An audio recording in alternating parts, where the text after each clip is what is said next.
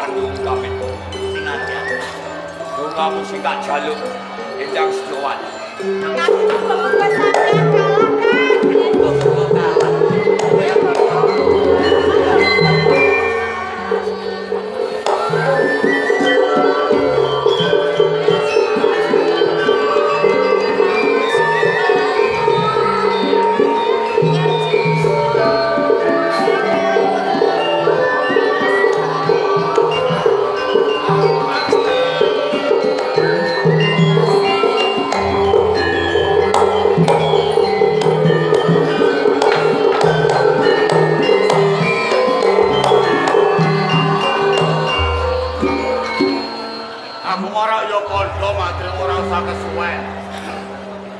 Aku kepengin lagi boyo karo adimu Endang Setiawati.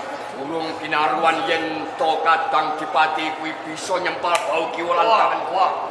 Wis sesongaran ora kanthi kepengin boyong sedulurku ya Siati Endang Setiawati. Ayo, bukteke iki pati mati.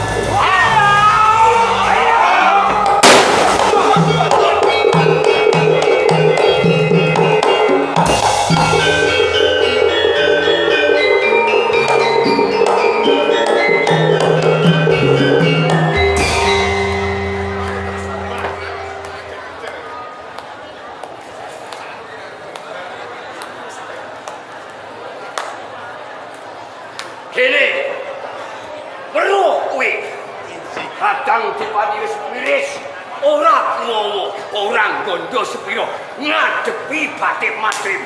Mula tak eman.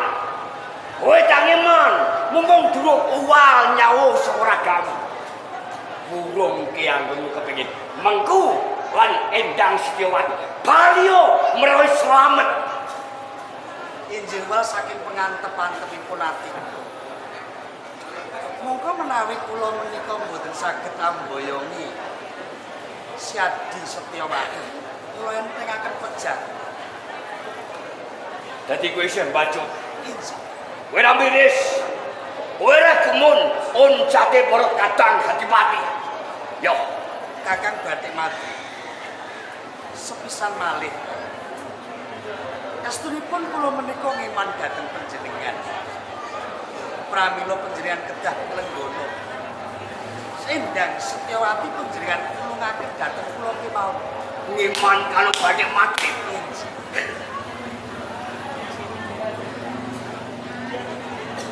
Sugih kentel Bodowali. Durung wae janton gelut lan Madrim. Kowe wis dadak kepengin selak mengku lan sedulur. Ya, wis tak putuske. Yen to kowe pancen bacut kepengin nguku Saimbara.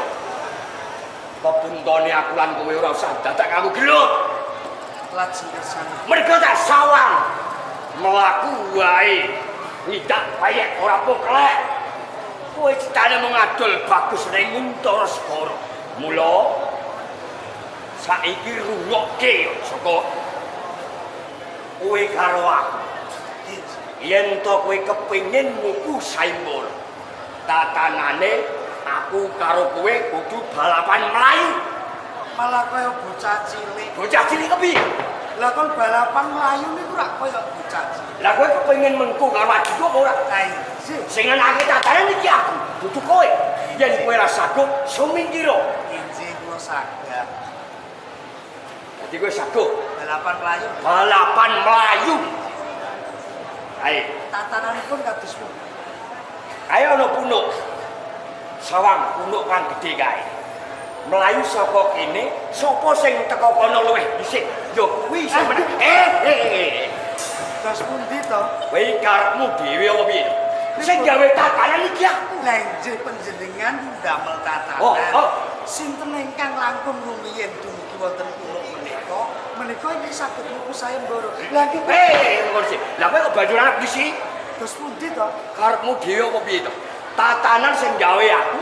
Sing ngitungi uga aku. Oh. Yen nganti wis hitungan kaping 3 lagi oleh mlayu. Oh, ngaten. Omong iki. 1, 2, 3.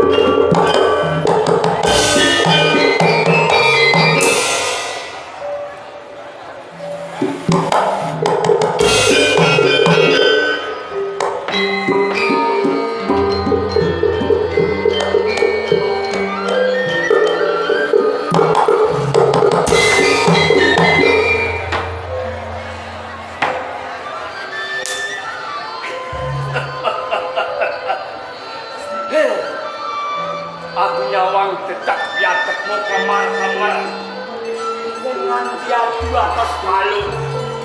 Aku ngemanat kuwi. Mula kanthi dalan kowe tajak balapan Melayu ning pawutane. Sing tekan punuk iki dudu kowe ning aku. Mula bakal cabar. Kowe ora bakal bisa menangi aku. Aku sing menang.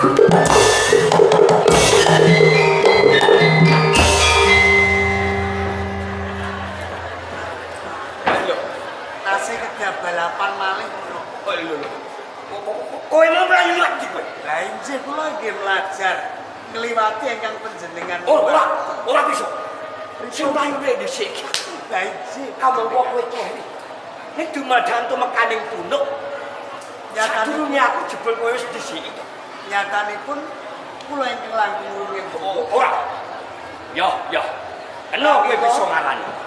Jumbuh kandhane Kakang Batik Madrim sinten ingkang langkung rumiyin dumugi wonten punuk undundane diajeng. Ora, aja. Kok gampang temen penak. Jenengan kandha dos pundi? Lah kowe iki tak ngeman. Lah nggih, Kanthi tatanan mung balapan layu. Lah, nggih. Kok gampang temen kepenak kowe. ingkang saged dumugi rumiyin rak nggih. Pancen kowe Panjenengan ngendika menapa? sing tekan punuk luwih dhisik ya kuwi sing menang. Sing menang, mongko sing menang sing saged muku sayembara. Ora ana liya mung kowe. Undundane setia. Mengko dhisik. Kowe iki lho selak-selak gage to.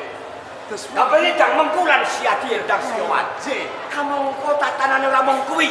Ora mung perkara balapan mlayu isih ana. Wonten malih. Oh, kok kepenak kowe. Injih. Kepengin mengku karo adikku sing ayu. Tatananipun menapa malih? Dadak wong demo balapan mlayu. Tatanane Injih. rungokke. Citungan. Situngan. Oh. Lah kok malah Wani apa ora? malah kaya bocah cilik. Kowe lho. Kowe kok situngan dadak umpet-umpetan. Umpet-umpetan utawa citungan. Anjir. Apa dadak kuwi mung bocah cilik? Ora. Yen to kowe rasaku, najan kowe wis menang perang playon. Ning cabar anggonmu kowe kepengin mengkulan adikku ndang sejawat. Menawi mbacet kula manut kemawon. Dadi mau Injih. kowe sago Saged. pengen bacot citungan. Injih. Oh. Aji Panglimunan. Iya.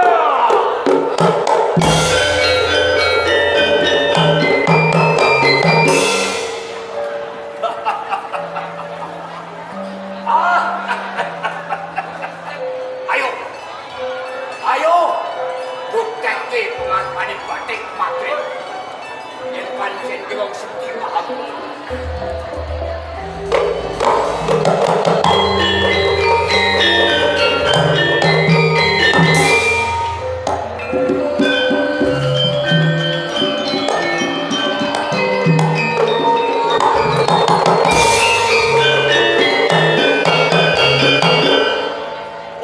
paham. Ora bakal kowe bisa nemokke aku. Iki Aji Panglimunane Batik Madrim.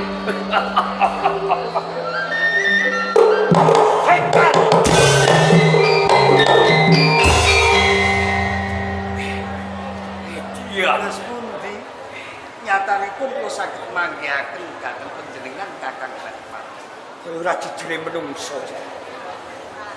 Kanthi balapan melayu sing Kula menika inggih menungso pra kados dene Kakang Batik Madri. Ning aku gumun Sajata panjenengan menika ngambah wonten ing alam panglimunan. Kula inggih saged lho Kakang. cukup. Ndak kono. Yen to adu pelayan sentuh mekaning kuno ora ana liya kuwi. Kowe sing entuk kemenangan. Sing kaping pindho. Situngan utawa umpetan. Umpetan sapa sing iso jamah aku ya kuwi uga menang. Ning pas nyatane kowe uga bisa jamah. Monggo kula saged diajeng. Monggo dhisik. Ora gampang. Kependak. Iki sing pungkasan iki ana tatanan. Oh, taksih to. Kene ora. Kalau ngarep mengku adikku sing ayu Endang Setyawati, mung trima kaya ngono, kaya bocah cilik wis sore. Apa ya mengkone bisa ngayomi lan sedulurku si Adik Endang Setyawati. Iji, kula manut tatananipun Kakang Batik Madri. Sing pungkasan. Aku percaya kowe wong digdaya. Wong kunjul apa-apa mrejelaken. Bareng-bareng utang sungai Bathara Kala. Sopo antarane kowe lan Madrim sing jebabah diparing lemah mati diparing bu. Kuwi mangga aku.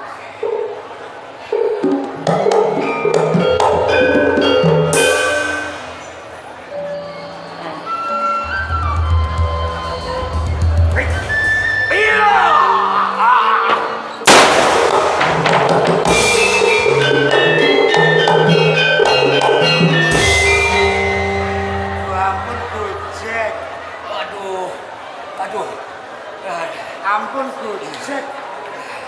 Wah, sekti tenan kowe iki. Aduh, sikilku kenapa iki? Aduh. Kok Kakang apa ya? Batik Madri mampun Gojek kados ngaten. Gojek sampun gelap. Sapa sing Gojek? Dos pundi to? Sikilku apake? Aku ora iso ngadeg jare. Panjenengan ngaku kawon menapa mboten? Yen to aku ora gelem ngaku, Anjir selawase lumpuh. Ojo. Ora. Yen ngono aku rumangsa. Aku rumangsa ngakoni yen to aku kalah lan kowe. Panjenengan rumangsa kawon. Diajeng Setyawati. Monggo dhisik. Kowe iki bola-bali diajeng Setyawati to. Pundi to? Yen to kowe arep dandang ketemu lan adikku. Juraku mau jar kene. Sing gemletak, sing lempoh tanpa daya, ora kok tambani. Terus kepiye kowe mentolo karo aku? Kamangka aku rumangsa kalah jane. Sampun ngantos kuwatir.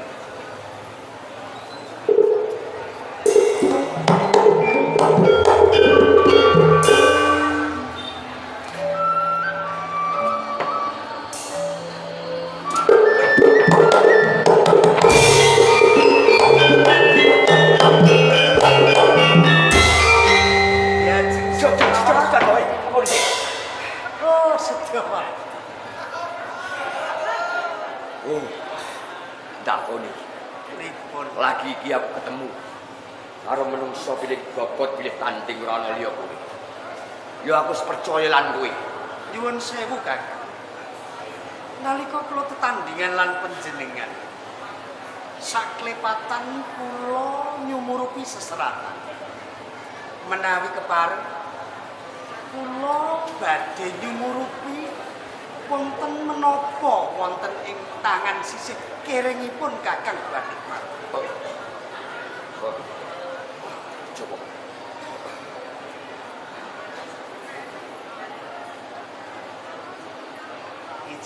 Kene apa Joko Sabda? Mboten menapa-menapa. Monggo menawi panjenengan sampun ngaku menawi kawon tanding lan monggo kula derati swan wonten ing para segara ngadhep wonten ngarsanipun. Ayo bebarengan manis. Swan ngadhep lan kok manis.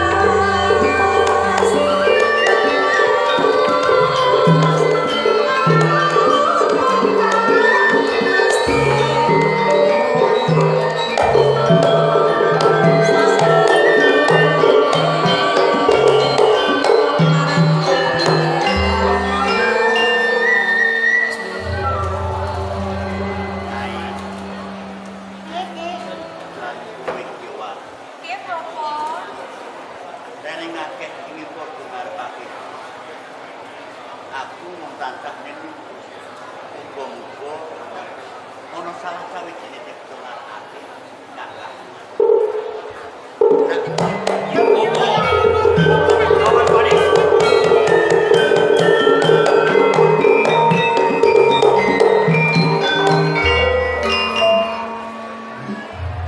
Piye, Kang? Katone sampean kok ya suntrun. Mesti sampean kalah to, Kakang. Nek nonton bola tadi mesti menang. Jebul aku gumun. Apa? Gumun karo kowe Setiawati.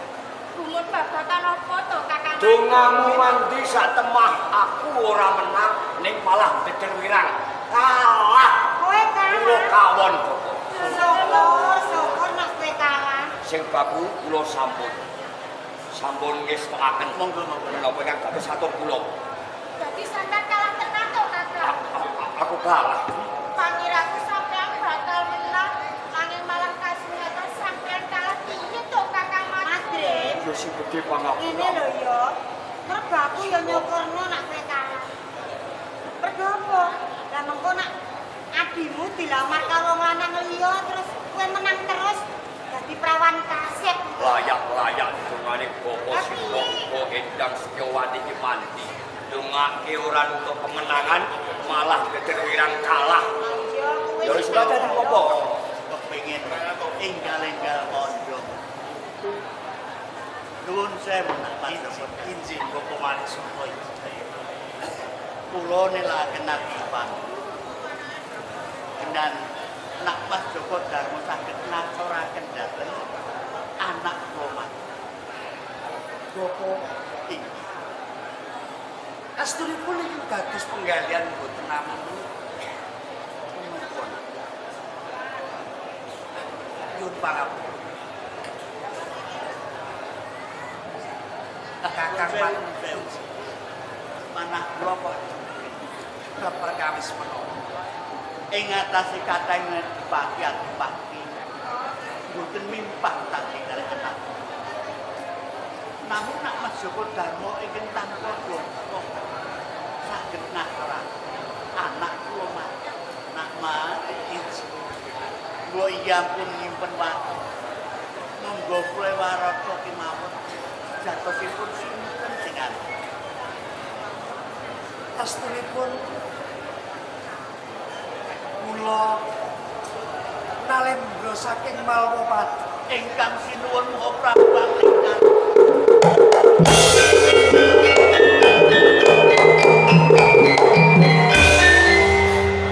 Wah, tawa dulu iya. boten monggo Wah, kok sambungan.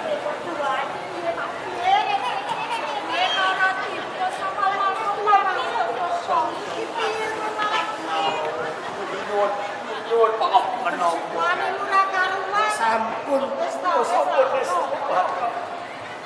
Wonten pasuko sitolan jenengan. sampun boten dados menapa Kakang Pandhi. Monggo. Kula ingin nyuwunaken pangapunten dhateng patrapipun anak kula Boten Madri. dados menapa. Nyuwun pangapunten. Inggih. Kula lajengaken nalika kula tanding lan Kakang Banipat sakeplasan wonten epek-epekipun sisih kiring wonten seratanipun kula badhe nyuwun priksa menapa Kakang Badik Madri menika putra panjenengan piyambak menapa mboten Sanes. sanes. Makrim sanes anak. Namun ngaten sih. Anggen kula bebrayan kalian bojo kula sampun kalih dosa wati. Dereng pinaringan momo. Lajeng kula mung dhateng pangusul jagat. Salebetipun kula nyeping Supono Mas ing asamu. Wonten maruta ing langkung ageng. Saling maruta. Wonten punang bayabang ing gawah dhateng pangkon. Lajeng kula betha wangsul. Rene dateng epek-epekipun kiri. Wonten seratanipun magrib mongko kula dumugi jigo. Anepasi bojo kula nembe batik. Pramila wonten kula paringi nami batik magrib.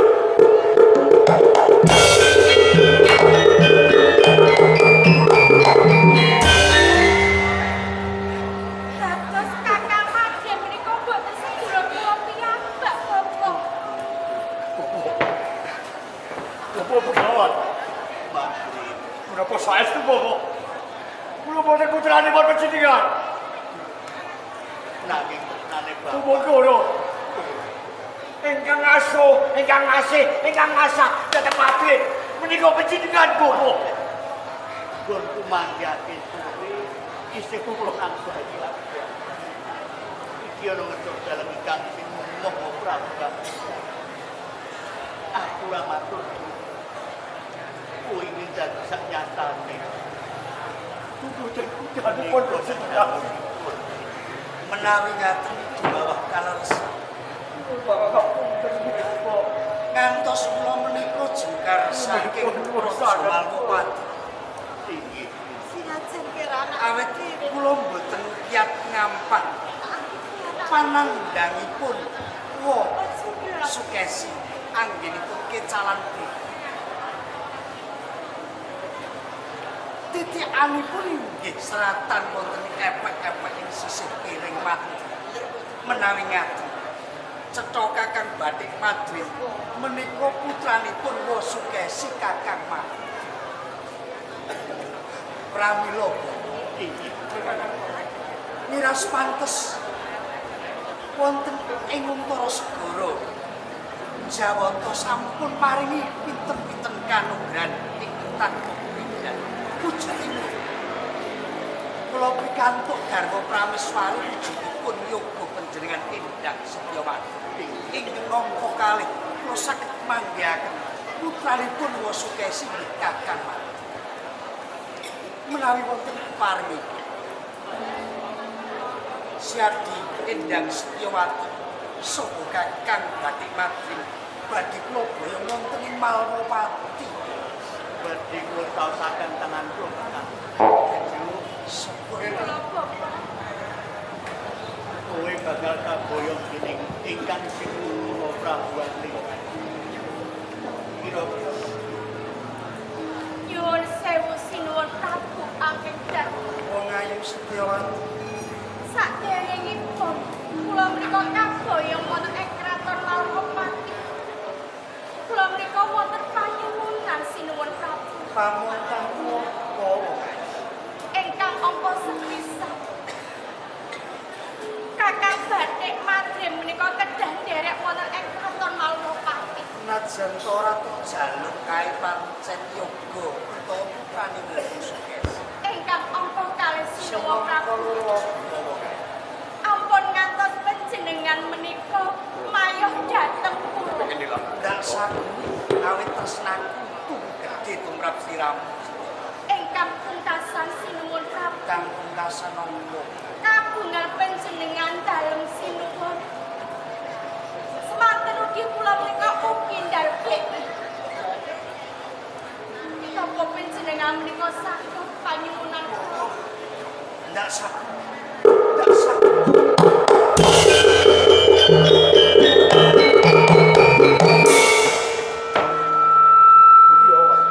kula nyuwunaken pangapunten dasarana. Kesingan bias pero. Bapak kelangan kowe Jawa. Sabtu karuman.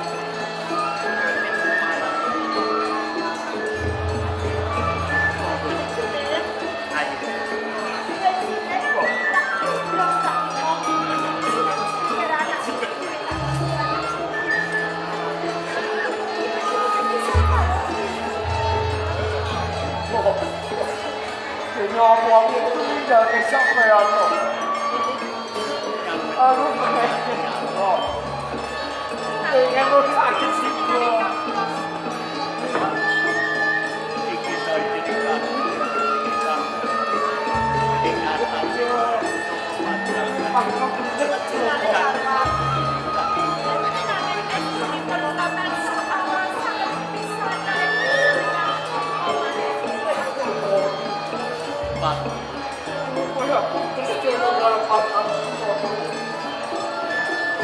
tenane atiku wae pisah lan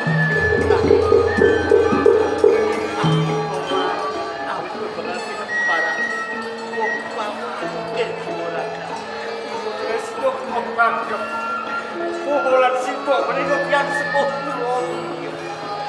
Yang asuh kula, Po. aku koyo Wis ora sedheran.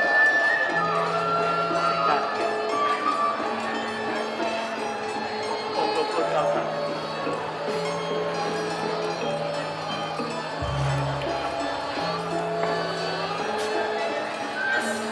Kang ayo kang aku gandeng kowe wae Kang. Aku tak khawatir nang menika ragu barengan dengan siwon permaksuan aida kula. Aku mau yen ora Sampun, kusaringan karo sampun, sampeyan Kakang Kakang Marike. Apa? Ayo kabar yo. Monggo, monggo. Kang!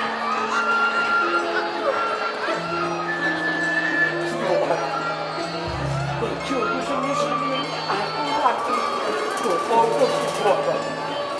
Kakang Marike aku gak wis padha karo sampeyan. Aku gelem temu Jono ing Malmapati. Patenku barengan sampeyan. monggo dadi setiwati gandeng